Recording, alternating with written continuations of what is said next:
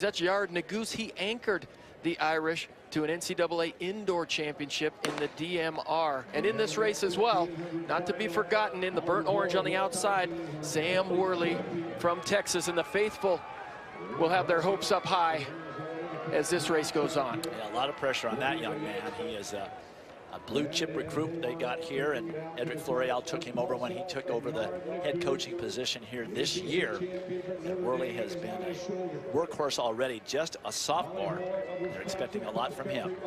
Well, I got a chance to talk to assistant coach Gavin Kennedy yesterday, and I wanted to know a little bit about the strategy that Oliver Hoare was going to go into, and he wouldn't really give me any strategy, but he said, you know, at this level, you expect these athletes just to go by what they feel.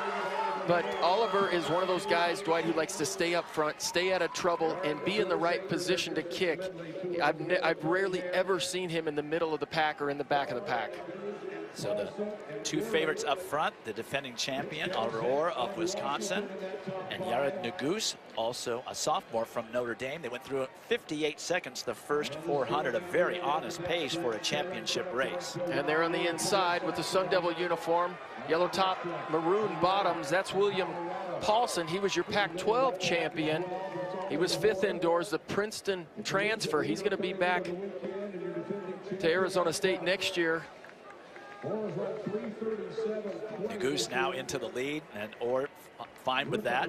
We'll see how much he slows this down. I think you can see that the pack is bunching up ever so slightly, not quite as fast as the opening 400. Well, Yared Nuguse didn't have a huge outdoor season. He only ran a handful of times between the indoor season and now. Actually, he probably ran more in the last couple of weeks at the regional meet and the national championships here than he did all the spring season. So he has got to be pretty fresh this season.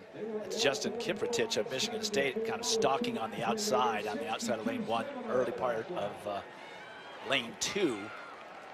And that was a 63.3 second lap, so things significantly slowed down. 2:01.3 for the 800.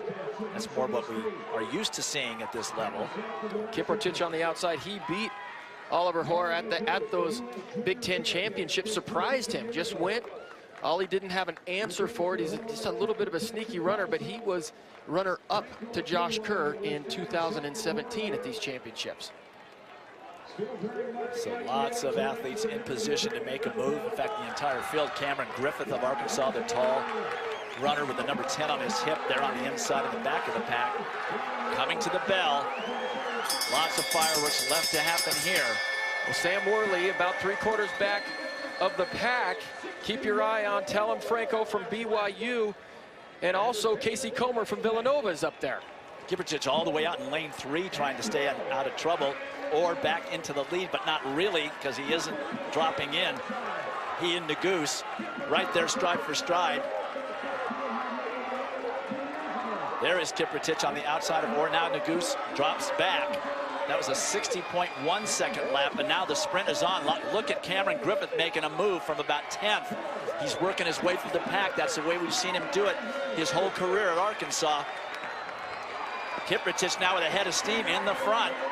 Cameron Griffith trying to make a move on the outside, or does not have an answer, but Nuguse does. Yared Nuguse trying to catch Kiprotich, and he may have done it. Right there at the line, Yared Nuguse of Notre Dame taking the inside track right next to the curb, may have snuck up and caught Justin Kiprotich of Michigan State. Yes, Nuguse is your winner.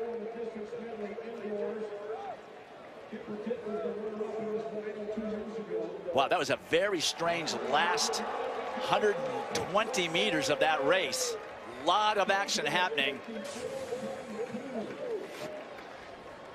Well, this looked like it was going to pan out and be an exact replica of what happened at the Big Ten championships. Kiprotich going to out-kick Oliver Hoare to the line.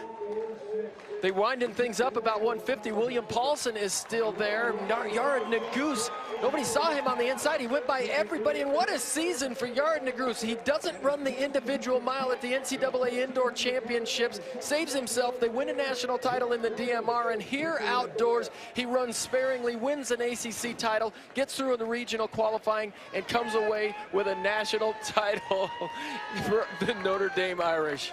They get the same time. They were just separated by thousandths of a second, including 3 thousandths of a second. Cameron Griffith of Arkansas did run all the way up to third. The defending champion back to fourth. The winner downstairs with Lara. You're a fight to the finish. Walk me through that final 100 meters of this race and how you were able to capture that title. Yeah, I was definitely a little worried getting to the 100.